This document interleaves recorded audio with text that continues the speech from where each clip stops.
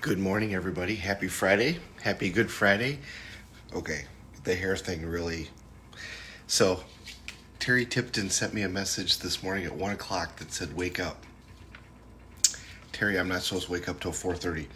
So, good morning. So, step 4. Let's do them again.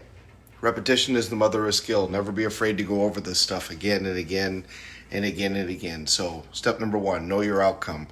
How specific should you know your outcome? Very specific.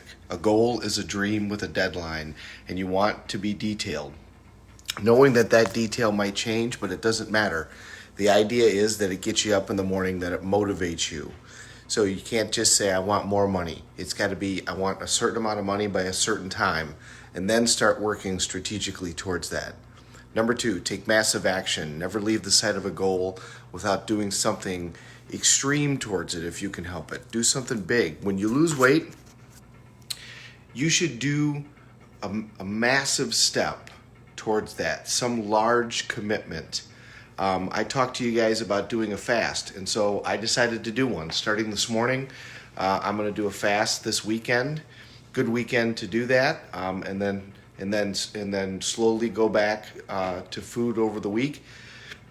That doesn't necessarily, if you want to lose weight, doing a fast doesn't make it so you lose weight anymore. There's no evidence that if you do some sort of cleanse or some sort of fast that you're going to lose weight better. What it does is it interrupts your pattern.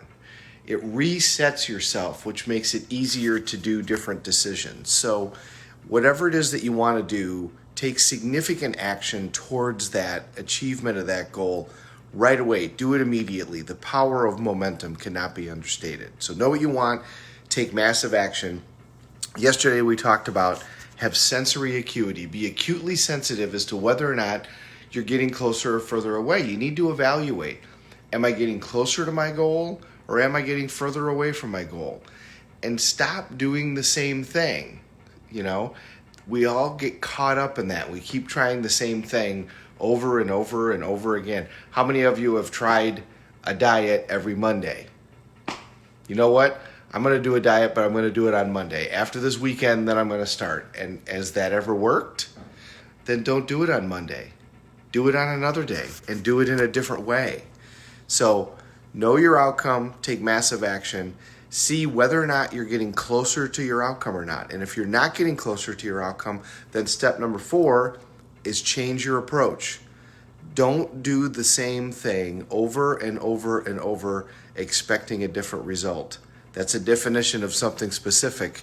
That's a definition of insanity. Definition of insanity is doing the same thing over and over again expecting a different result. So change your approach. How many times do you change your approach? Sorry, first thing in the morning, I'm always dry. You change your approach until you get the result. So if you try something and it doesn't work, try something else. If that doesn't work, try something else. If that doesn't work, try something else. If that doesn't work, try something else. How many times did Thomas Edison, how many experiments did he do before he invented the incandescent light bulb? It's a cliche, but it's true. Over 10,000. He did over 10,000 experiments before he finally found the one that worked for the incandescent light bulb. One of my favorite people, a guy that I've studied for years, I've read all of his biographies, I've studied all about him, Walt Disney. Walt Disney's one of my favorites. And Walt Disney's extraordinary in so many ways. When he decided to open up Disneyland, the first park out in California that he opened up in 1955, guess how many banks he went to before he found a bank that would, because everybody told him he was crazy. He wanted to do a park that both parents and kids could go and enjoy. He was sitting there with his daughters, and he was very committed to his daughters. And they were riding a merry-go-round, which was always his favorite ride, by the way. They were riding a merry-go-round, and he was sitting there watching, and he decided there's got to be a way to do a park that everybody likes. And the only real park that existed at that point, there was Coney Island out in California, and then there was one park in California that had a few rides, and it's early in the morning, and I'm not going to remember it. But most of these places you paid per ride. And Walt said, I'm going to create a destination. I'm going to create a place that everybody wants to go to. I'm going to create a place that people want to come to from all over the world. And I'm going to charge them to get in because the experience is going to be that great. And I'm going to charge them per ride. Everybody said, you're nuts. This is never going to work.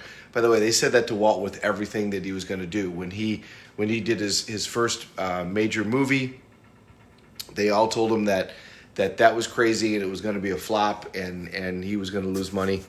So back to my original point, how many banks did he go to before he found one that would finance Disneyland?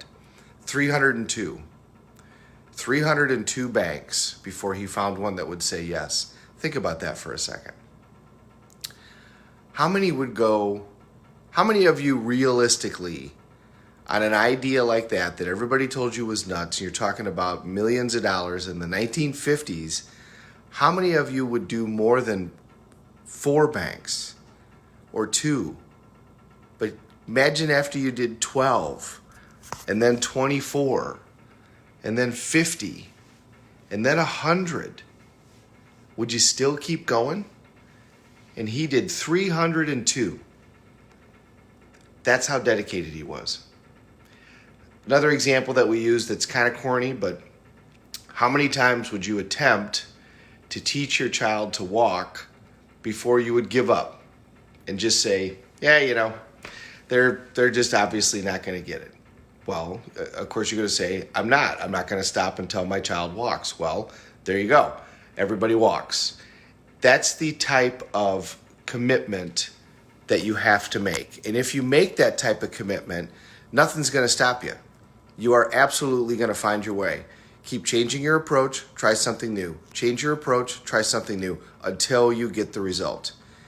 If you have enough hunger, whatever outcome it is that you want, and I don't care what it is, whatever it is that you want, you can achieve it. There's no limit as to what we can do. The only limit is our belief as to what we can do. That's it. Final thing for today, just to give you a little added. There's a way to speed up this process. There's a way to make this process go faster. So we know what our process is. Know our outcome, take massive action, have sensory acuity, be acutely sensitive, are we getting closer or not, and then change our approach. The last thing that you can do to speed it up is what we call mirroring. Whatever it is that you want to accomplish, chances are somebody's already done it. If you want to lose weight, if you want to get in a specific type of shape, you want to run a marathon, you want to do a triathlete, you want to make $1 million, you want to make $1 billion, you want to start a company and take it public, whatever it is, somebody's done it. Go find out what they did and then do what they did. And, books are the most tremendous resource. There's books everywhere that can tell you exactly how people did things. And we forget how great we got it in the United States. You can go get any book you want in the library. Do you know now, because you can't go to the library, you can call them up, and with your library card, you can download your books to your iPad for free? It's amazing. The resources that we have, the resources that exist in this device that I'm holding, make it so that you can accomplish anything you want because you can get to any piece of information that there is on the planet through this device. Think about how powerful that is. We used to have to go to a thing called a library and look up the Dewey Decimal System. Does anybody remember that before there was Google? We used to go to Encyclopedia Britannica and look things up. Now you've got a device in your hand that can look anything up at any time. The wisdom of the world is at your fingertips. So whatever it is that you want to do, find somebody who's done it and do what they did, and pay extra special attention to their psychology. The majority of the time, accomplishing an outcome is 80% psychology and 20% science. What really changed was when they psychologically decided that they were going to commit to this goal and that they were going to accomplish this result. Yes, there's a science to things. There's a science to losing weight. There's a science to making money. There's a science to building a business and taking it public. There's a science to being a good spouse and a good father or a good mother to an extent. There's always technology that you can find there, but it's 80% psychology and 20% technology. But the way to speed up this whole process, find somebody who's done what you want to do and repeat what they do. Don't reinvent the wheel. Sow the same seeds and you will reap the same rewards. Good morning, everybody. Happy Friday. Let's go make this a great weekend. It's Easter weekend. Happy Easter if you celebrate Easter. Passover was the other night. Happy Passover if you celebrate Passover. Thank you so much for watching. It's my pleasure to get to do these, and I'll see you tomorrow.